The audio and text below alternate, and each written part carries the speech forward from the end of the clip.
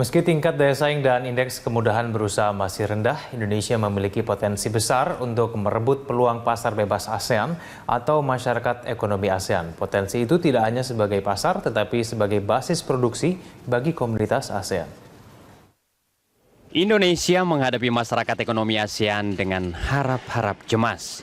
Karena di satu sisi, daya saing global Indonesia masih berada di peringkat 37 atau masih tertinggal dibanding Singapura yang menempati posisi kedua dunia, Malaysia di peringkat 18 dan Thailand di posisi 32 dunia. Demikian pula peringkat kemudahan berusaha yang masih berada di posisi 109 dari 189 negara.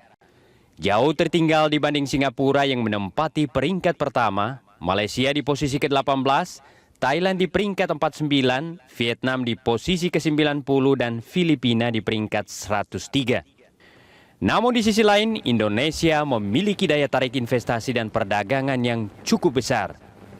Berdasarkan data BKPM, nilai investasi asing global ke Indonesia meningkat lebih dari 3 kali lipat sejak cetak biru MEA dicetuskan.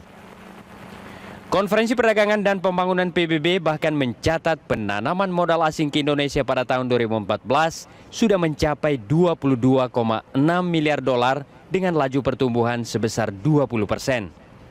Pertumbuhan sebesar itu merupakan yang tertinggi di ASEAN, karena Singapura hanya tumbuh 4,2% dan Vietnam sebesar 3%, sementara Thailand turun 10,3%. Sedangkan investasi dari negara-negara ASEAN ke Indonesia meningkat dari 8,7 miliar dolar tahun 2013 menjadi 13,5 miliar dolar pada tahun 2014. Secara umum, ASEAN masih menjadi kawasan yang menarik bagi investor dengan laju pertumbuhan ekonomi sebesar 4,4% tahun 2014 dan diperkirakan mencapai 4,9% tahun 2015. Dan produk domestik bruto sebesar 2,4 triliun dolar Amerika. Tahun 2014 lalu, total aliran modal yang masuk ke ASEAN mencapai 136,2 miliar dolar. Sementara total perdagangan ASEAN dengan dunia pada tahun yang sama mencapai 2,53 triliun dolar Amerika.